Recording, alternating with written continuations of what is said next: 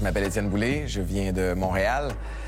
J'ai joué au football professionnel pendant plusieurs années, entre autres avec les Alouettes de Montréal, avec qui j'ai gagné 2 Coupes Grey. J'ai toujours été quelqu'un de passionné et d'excessif. Et ça m'a beaucoup servi, puis ça a été vraiment une belle période. J'étais très concentré, très focus. En ce qui concerne le football, j'étais pas le joueur le plus talentueux naturellement. Et ce que j'ai réussi à accomplir, je l'ai fait à force de travailler fort. Je me suis mis énormément de pression pour performer, pour m'entraîner plus que les autres, pour me séparer du peloton. Puis un jour est arrivé le crash. Après 7 saisons au football professionnel, après 3 Coupes Grey, je prends ma retraite, mais je développe un sérieux problème de consommation. De drogue et d'alcool. Puis ça m'a mené loin dans cette détresse-là. J'ai essayé de mettre fin à mes jours. Heureusement, je suis encore ici aujourd'hui. J'ai eu de l'aide.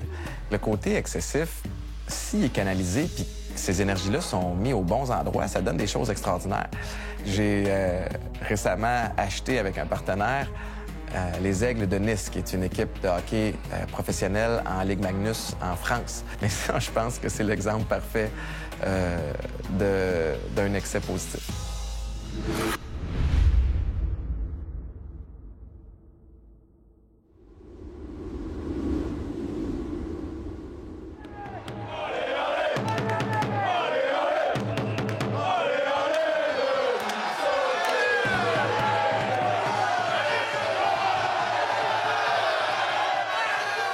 La Ligue Magnus est la plus grande ligue professionnelle de France.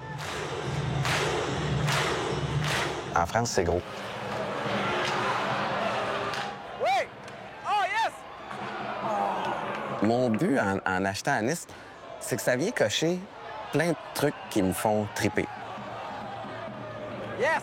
Bravo! Je ressens le besoin dans la vie, de pas juste avec les Aigles de Nice, mais de créer quelque chose qui fonctionne bien. Avec le droit de rêver grand, je me permets de triper là-dessus.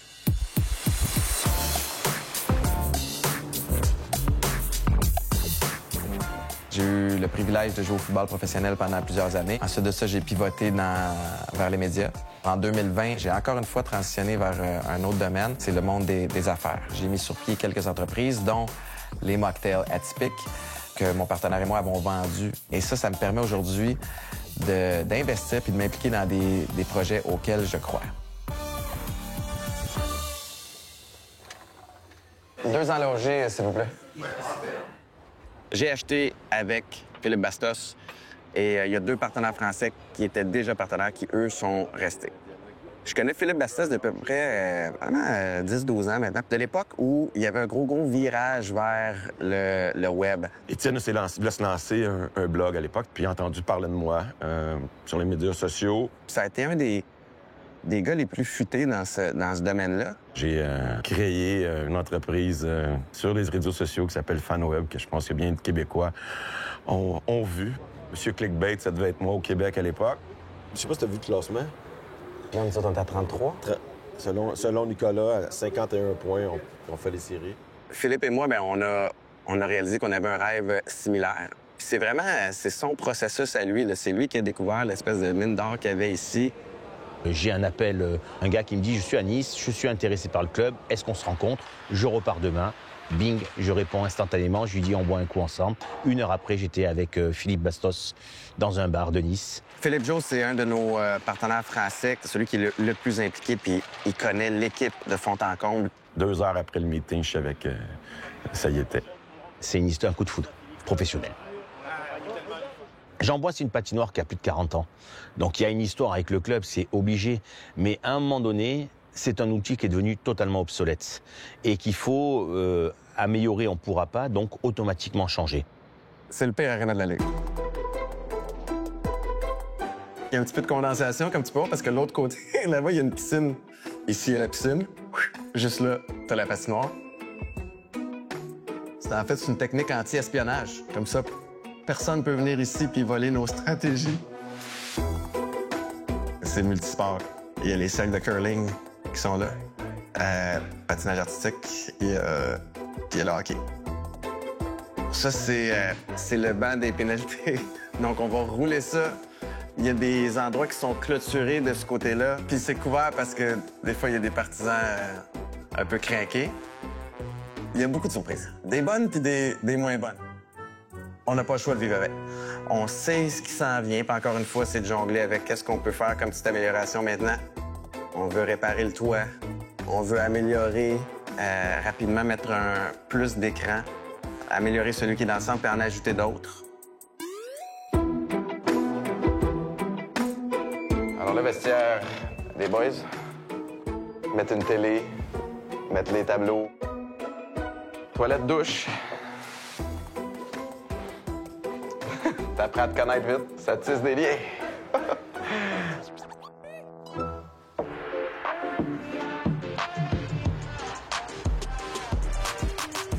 Marc-André Lévesque, j'ai 33 ans. C'est ma 8e saison ici en France, 2e à Nice. Je suis présentement le capitaine et je suis défenseur. Je vis bien que le club il paie mon appartement, donc ça, c'est déjà une grosse dépense en moins, surtout à Nice. Les loyers ici, c'est fou. Donc, je vis bien, je manque pas d'argent et ça me permet de vivre en Europe. Quand je me suis assis avec Marc-André Lévesque, je suis tombé en bas de ma chaise quand il m'a dit qu'il n'y avait pas de lame de rechange. Sa lame cassait pendant un match, sa game était finie. C'est rapidement. Fait OK, mais on va en acheter pour l'équipe. Il n'y a pas une personne qui veut se rajouter, là? Il travaille pas souvent, c'est juste pour le travail. C'est un peu la beauté de la Ligue Magnus présentement. C'est-à-dire que tu as des équipes qui sont professionnelles, qui sont extraordinaires, c'est sérieux. Puis tu as d'autres équipes comme la nôtre qui étaient un petit peu plus brouillons, qui ont fait ce qu'ils ont pu avec les moyens qu'ils avaient.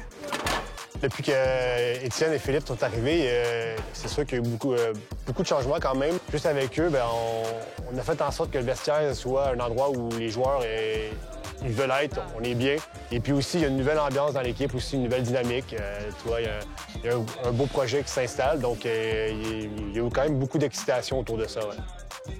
Je pense que c'est une mine d'or qui a un très gros potentiel parce qu'on sait la ville, Nice, c'est un peu paradisiaque.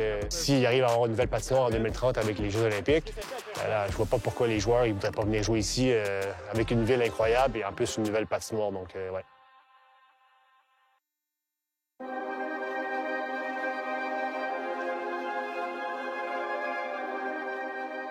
Les Jeux olympiques d'hiver de 2030 vont avoir lieu dans les Alpes françaises et Nice devient la ville hôtesse des sports de glace, dont le hockey. Ce qui signifie qu'on va avoir un nouvel aréna de 5 à 6 000 places qui va se construire. Et pour nous, c'était un élément qui était essentiel avant d'acheter l'équipe. Ça va être extraordinaire, ça va être une game de marketing, ça va être une game d'entertainment, d'événementiel, puis de créer un gros buzz. Mais là, on est en 2025. Fait qu'est-ce qu'on fait entre maintenant puis 2030 pour que ça se tienne, puis qu'on arrive avec du momentum? Bonjour. Bonjour, bienvenue. Merci. Et notre premier partenaire, qui est Christian Estrosi, notre maire, lui va nous accompagner pendant ces 5 ans et pendant les années qui vont en suivre après. Étienne Boulay, comment allez-vous? Vous allez bien? Ça va bien, vous? Bien gentil de nous recevoir. Monsieur le maire. Vous allez bien? Pour nous, c'était important de le voir et ce qu'il nous a dit à travers les messages qu'il nous a fait passer, c'était justement que cette aréna-là va être à la hauteur des ambitions du club et qu'il va continuer à nous aider. D'entendre personnellement que c'est sincère, que c'est réel, ce désir-là que Nice devienne vraiment une ville de sport, particulièrement une ville de hockey. Quand tu viens investir des capitaux de l'extérieur et que tu n'habites pas ici à l'année longue, ça vient rassurer un peu. On ne rend compte pas tous les jours le maire. C'était aussi une fierté de présenter nos amis québécois, mes associés. Ce que je veux leur faire comprendre, c'est que aujourd'hui, ils vont compter dans la ville de Nice.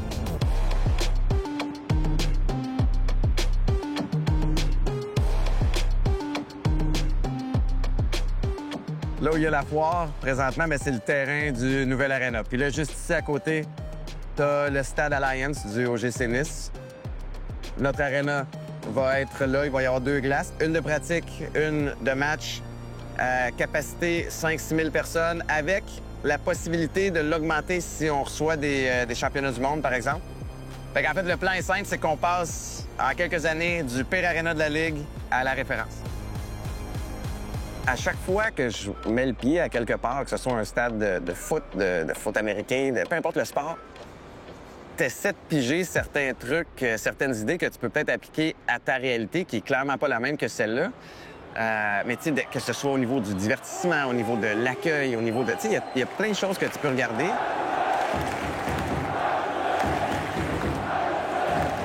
quoi s'inspirer de la culture du foot européen. Tu sais, eux autres, ils prennent d'assaut une section, c'est leur section, ça leur appartient.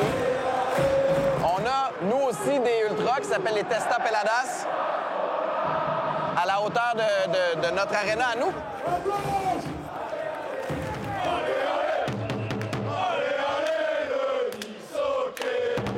Je suis Benoît, je suis le président des Testa Peladas, le groupe de supporters qu'on a créé il y a 14 ans.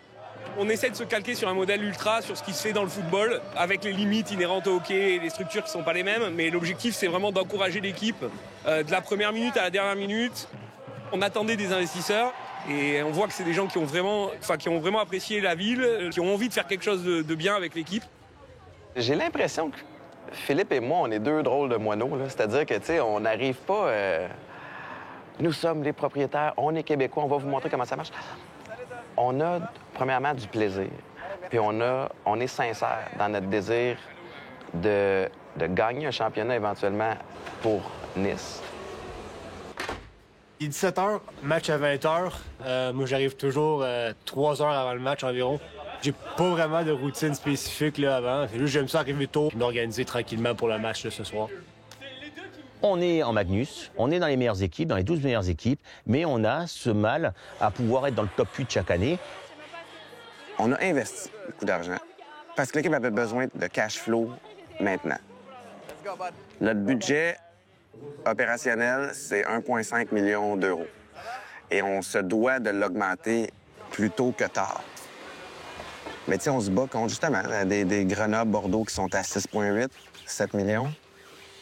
Dans notre vestiaire, on a des joueurs français, on a un joueur québécois, mais on a aussi beaucoup de joueurs qui viennent de partout en Europe. On a des Slovaques, on a des Slovènes. Notre meilleur marqueur vient de République tchèque.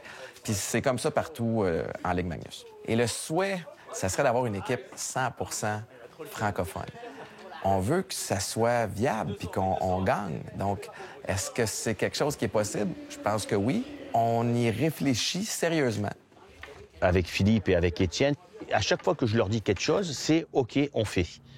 C'est ce que je n'avais plus depuis quelques années au club. Pour une entreprise, c'est quand même le début du déclin quand on n'arrive plus à financer ses projets. Ce qui est important pour moi dans ce projet-là, c'était d'avoir des gens qui avaient la connaissance, qui connaissaient le domaine. Nicolas Tomassini nous a apporté une clarté. Les 2 premiers mois, il a analysé ce qui se passait pour ensuite pouvoir voir où étaient nos priorités. Ça, c'est mon rituel. 3 heures avant le match, petit café. Le fonctionnement du club de Nice était basé principalement sur la bonne volonté de chacun, l'amour qu'il a pour le club.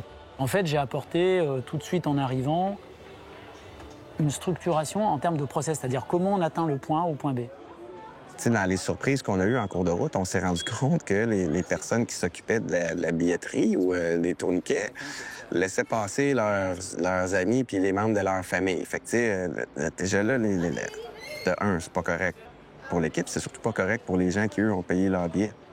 J'ai une routine qu'elle mène, puis je pense qu'en fait, chaque manager général, partout où vous passez, a sa routine à lui. La mienne, moi, c'est important, je veux accueillir l'équipe adverse. Ça, c'est mon truc. Tu feras gaffe, il faut que tu te mentionnes au gars, il va t'ouvrir la petite porte. Je les salue, etc. Je leur demande s'il n'y a pas de problème particulier, etc. Toujours, comme un véritable accueil, en fait. Je vais toujours à mes entraîneurs, je les relaxe, je leur dis, les gars, ça va le faire, il y a du monde ce soir, on est content, une bonne ambiance. Ensuite, je rentre dans le vestiaire, je salue chaque joueur. Comment ça va? Tu te sens bien? Il n'y a pas de problème.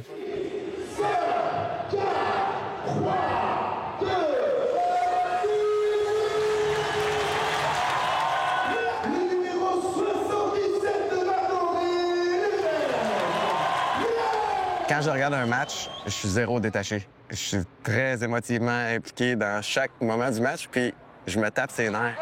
Et il faut constamment que je me rappelle de ne pas faire un fou de moi. C'est sûr que d'acheter une équipe de hockey, ça me garde près de ma carrière d'athlète. Tu sais. Juste de sentir la camaraderie d'un vestiaire. Après le premier match, je suis allé faire un petit pep talk aux gars dans le vestiaire, puis les joueurs de foot étaient pas loin, là, tu sais. If you play together as a team, if you play for one another, if you listen to coach, if you buy in to this system, you're gonna have success. Did you hear the crowd? This is just the fucking beginning, guys. The rest is gonna be amazing. So excited for what's ahead. Thank you. C'est tellement trippant.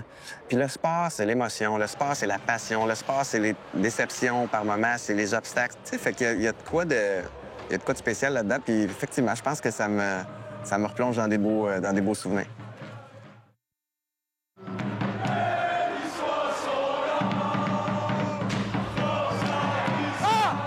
Il y avait un risque si on n'investissait pas cette année que l'équipe doive fermer boutique. La situation était à tel point qu'on avait réussi à mettre en quelques années un peu d'argent de côté, le capital, et que ce capital-là, on l'avait croqué. Il n'y avait plus rien. Donc on ne pouvait vivre que sur nos actions du jour, sans aucune retenue. Avoir le titre de sauveur d'une équipe, jamais je ne pourrais dire ça. C'est manquer de respect total pour l'histoire, pour les gens qui l'ont construit depuis tant d'années. Absolument pas. Je suis venu plus pour donner un peu de boost et d'énergie, donner un peu d'amour, d'argent et de succès, tout simplement. Ils peuvent dire ce qu'ils veulent, mais aujourd'hui, que ce soit eux ou d'autres actionnaires, c'était les sauveurs du club parce qu'on n'aurait pas résisté. C'est sûr et certain. Je vais prendre 30 bières pour les tests Pelada qu'on va pouvoir leur servir. Ils vont venir les chercher. Alors, on a des super fans. On les entend. Et ils ont soif. Justement, comment tu vas? Bien, et toi? Ça va, ça va. Les bières sont là pour ton groupe. Super, t'as appris combien? 30. Non, t'as abusé. Et on a besoin de vous ce soir, hein? Ouais, Merci d'être là, d'ailleurs. C'est un projet passion, mais effectivement, c'est pas un projet philanthropique non plus. Là. On souhaite que ce soit lucratif, que ce soit profitable, puis que chaque écosystème de cette belle bébite-là roule, là, que ça fonctionne. Dans la Ligue Magnus, tu dois loger les joueurs. Donc, on se bâtit un petit portfolio immobilier tranquillement pas vite. En ayant de l'immobilier ici, ben, l'équipe paye. Tu sais, l'argent circule. On est bien ici. Puis il y a beaucoup à faire avec le volet immobilier, etc. Nice a toujours été un club de cœur. Notre slogan, c'est plus qu'un club, une famille. Quand tu touches le cœur de quelqu'un, ils ne savent pas dire non. Donc si j'ai envie de leur faire débourser de l'argent, il faut juste que je touche le cœur. Après, le reste, ça passe tout seul. On a un gérant d'équipement qui mourrait pour l'équipe, que les gars adorent, qui est non seulement très, très professionnel, mais qui est une bonne personne.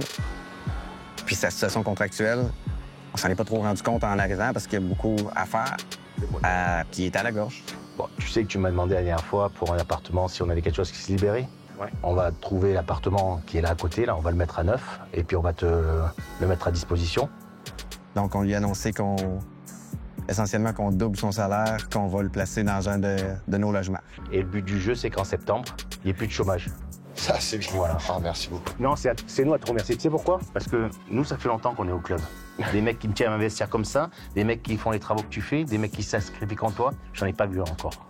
Ça s'est fait, encore une fois, en 2 secondes. Nicolas nous a donné une information, Philippe et moi, on s'est regardé avec Étienne, et en 3 minutes 30, on avait pris la décision de le faire. J'ai une petite débite émotive aussi. Je trouve que c'est des choses qui sont importantes à faire. On est privilégiés par la vie, on a le luxe de pouvoir faire ça, puis on veut le faire autour de gens qui le méritent. Il a gravé ton nom. C'est le cas de Michael. Très bon nom. Merci beaucoup. Merci. Tu mérites. Tu ne vas jamais avoir un œil ou un regard négatif de la société, de la population, en voulant aider. Est-ce que... Mais non, je veux continuer dans son point parce qu'il tient à cœur, il fait partie de nous, on est tous ensemble. Philippe Bastos, en fait, ce gars-là a une énergie puis une vision qui est extraordinaire. Il a une drive. Il est étourdissant par moment. Surtout pour des partenaires français, des fois, qui bougent, qui font les choses autrement. Supposons que le dernier, il n'a aucune chance, même s'il gagne ses 5 matchs, ses 6 matchs. C'est déjà arrivé. Qu'est-ce qui arrive? Bah, tu les joues quand même. Puis si tu les joues pas, tu t'entends avec les clubs, qu'est-ce qui arrive? Non, tu peux pas. C'est complètement stupide de demander ce qu'on veut. On veut de la santé financière d'une ligue. Est-ce que, effectivement, parfois, le choc des cultures entraîne un certain nombre de difficultés de relations ou de communication? Ça peut arriver parfois, mais je crois qu'en fait, c'est surtout lié à la personnalité de chacun. Une grande salle, tout le monde dedans, et on échange, et on discute à voix haute, on fait beaucoup d'échanges comme ça. Et nous, c'est pas notre manière de faire. Donc c'est sûr que travailler avec les Canadiens, c'est devenu pour nous quelque chose, un apprentissage sur lequel c'est très compliqué au début, mais au fur et à mesure, parce qu'ils ont compris aussi qu'on travaille différemment ici, et ils essayent aussi de faire les choses. Comprenez qu'on est intense. Oui, on est capable d'être étourdissant, puis ça va à 100 000 à l'heure dans nos têtes, mais on est bienveillant, puis jamais on va insulter personne. Il faut que ça soit vivant. Une réunion où on n'a pas le droit de parler, où c'est le boss qui parle et les autres qui exécutent, ça ne peut pas fonctionner. On a une bouche, deux oreilles. Il faut toujours écouter davantage ce qu'on parle. S'écouter, prendre les meilleures méthodes, les meilleures façons de faire, ça fait une belle réussite. En tout cas, j'espère. Je pense que c'est une belle recette pour se rendre loin. Je suis très fier de ce qu'on accomplit jusqu'à maintenant. Je suis fier de... Il faut que je me pince encore. C'est spécial ce que je vis présentement. Là, j'ai l'air tout confiant puis plein d'entrain, ce que je suis aujourd'hui. Mais si j'ai des nuits blanches pareil, ou des fois, je t'avoue que je stresse puis je me dis, Colin, j'ai créé de beaux projets qui me permettent d'avoir une certaine liberté financière. Je suis après me mettre dans la merde. Puis là, je dors. Puis après ça, le lendemain, je repars. Puis même si j'ai peur, même si je suis stressé des fois, bien, tu continues d'avancer. Puis c'est comme ça. J'ai l'impression que je suis un kid, que je suis privilégié. Je peux m'amuser sur plein de terrains de jeu sans trop me faire mal. Puis c'est une belle position dans laquelle être présentement.